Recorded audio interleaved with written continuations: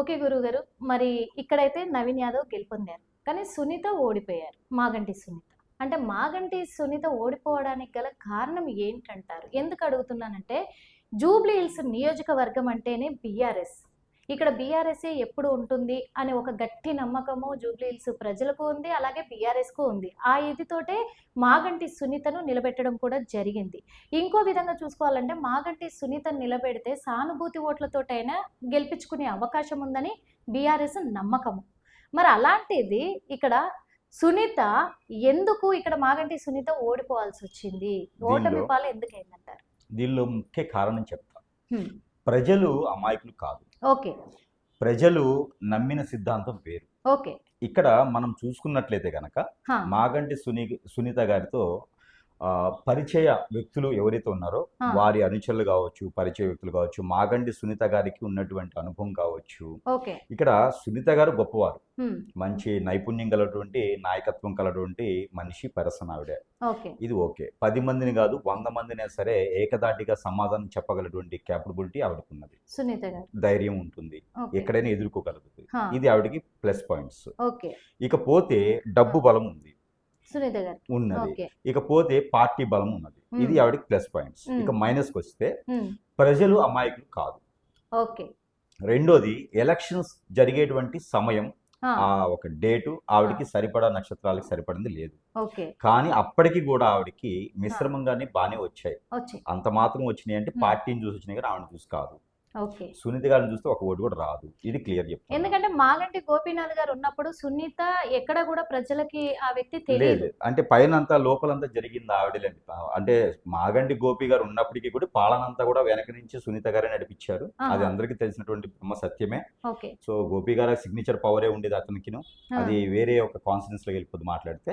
ఇక మాగంటి సునీత గారికి అనుభవం ఉన్నది, లేదనే కాదు, బ్యాక్గ్రౌండ్ లో చేసినటువంటి అనుభవం ఆవిడకి ఉన్నది.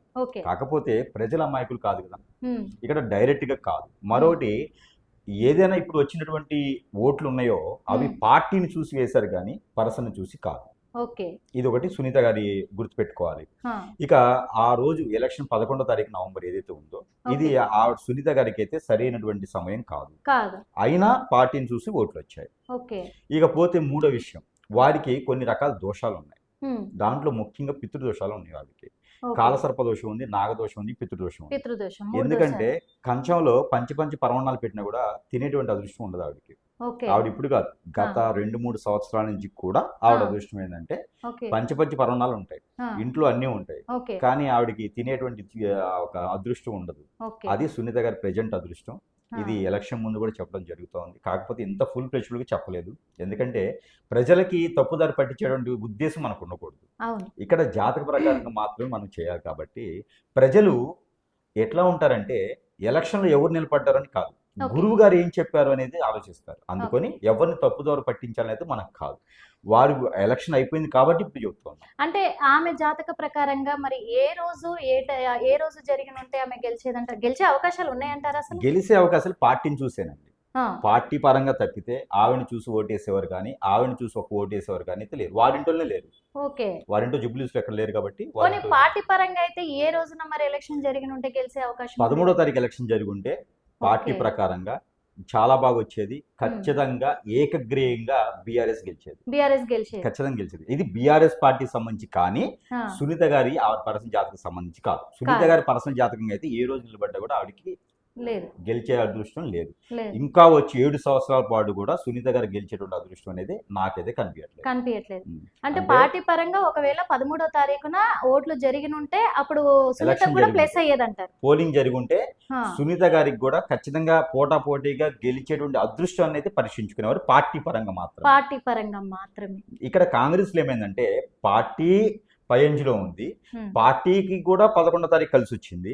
అందులోనూ నవీన్ యాదవ్ గారు కూడా ప్రజల్లో కూడా ఆయనకు ఆదరణ ఉంది కలిసి వచ్చింది. అతను ఎప్పటి నుంచో ప్రయత్నం చేస్తూ ఉన్నారు.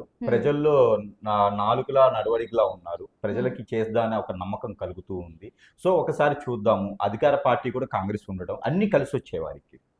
చివరిగా సునీత మరి బీఆర్ఎస్ పార్టీతో రన్ అయ్యే అవకాశాలు ఉన్నాయంట, అంటే రాజకీయంలో ఉండే అవకాశాలు ఉన్నాయంటారా?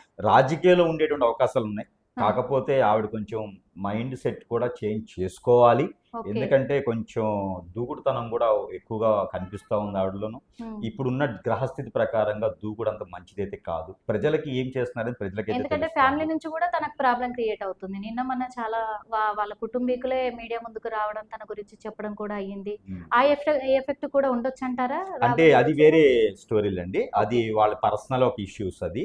ఇక్కడ మనం జాతక ప్రకారంగా తీసుకున్నట్టుదే కనుక ఆవిడలో కొన్ని మార్పులు రావాలి. రావాలి, ఖచ్చితంగా. రెండోది ఆవిడకి దోషాలు ఉన్నాయి.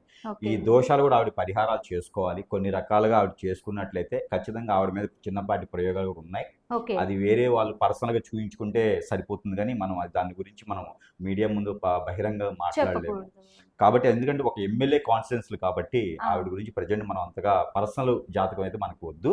ఇక్కడ నాకు గెలవకపోవడానికి కారణం లేదంటే ఆవిడ జాతకం సరిగా లేదు. ఆవిడ కొన్ని దోషాలు ఉన్నాయి. దాంట్లో ముఖ్యంగా పితృ దోషాలు ఉన్నాయి, వేరే వేరే దోషాలు ఉన్నాయి, వేరే వేరే క్రియలు కూడా ఆవిడ మీద ఉన్నాయి. అంటే ప్రజలు ఏమంటున్నారంటే బీఆర్ఎస్ ఓడిపోవడానికి గల కారణము ఈ గత ప్రభుత్వంలో అధికారంలో ఉన్న తర్వాత ఎప్పుడైతే కాంగ్రెస్ మనకు గెలిచి అధికారంలోకి వచ్చిందో ఆ తర్వాత నుంచి బీఆర్ఎస్ జాతకం బాగలేదు, అదృష్టం బాగలేదు, అందుకే అన్ని చోట్ల ఓడిపోతా వస్తా ఉంది, బీఆర్ఎస్ పార్టీకే అదృష్టం లేదు అని అంటూ ఉన్నారు. కరెక్టే. అదృష్టం లేదన్నప్పుడు ఒక ఓటు కూడా రాకూడదు. బీజేపీ లాగానే ఓట్లు రావాలి. కానీ పోటాపోటీగా అంత ఓట్లు శాతం మా పర్సంటేజ్ వచ్చేసింది కదా.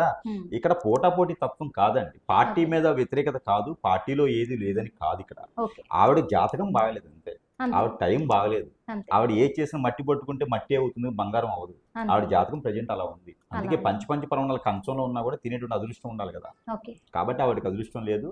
ఆవిడకి ఇంకొక 7 సంవత్సరాల పాటు కూడా ఆ అదృష్టం వస్తుందని నేను అనుకోను. ఇక ఆవిడ వెనక ఏదైనా గురువు ఉండి ఆవిడకి ఏదైనా పాజిటివ్ చేస్తే నెక్స్ట్ వచ్చే ఎలక్షన్లో వేరే కాన్ఫిడెన్స్లో ఏమైనా ప్రయత్నం చేస్తే ఎమ్మెల్యేగా గెలవకపోయినా మంచి పదవులు వచ్చేటువంటి అవకాశం అయితే బ్యాక్గ్రౌండ్లో వైట్ కాలర్గా చేసుకునేటువంటి అవకాశం అయితే ఖచ్చితంగా పార్టీలో అయితే ఆవిడకి లభ్యపడుతుంది. కాదు పార్టీ కూడా ఆవిడ చెప్పలేము. ఆవిడకి అదృష్టం అనేది చెప్పలేము. ఆవిడకి ఏంటంటే మేజర్గా ఆవిడకి ప్రాబ్లం ఏంటంటే మైండ్ సెట్ కుదురుగా ఉండదు. మేజర్ ప్రాబ్లం ఇది దేనివల్ల అవుతుందంటే జాతకాలు బాగాలేకపోవడం వల్ల, దోషాలు ఉండడం వల్ల కాదు, ఆవిడ మీద జరిగినటువంటి క్రియల వల్ల అలా ఉంటుంది. అది ఎవరు చేయాలంటే పబ్లిక్ లో మనం చెప్పడానికి అయితే అవ్వదు. Okay. Thank you so much గురుగారు.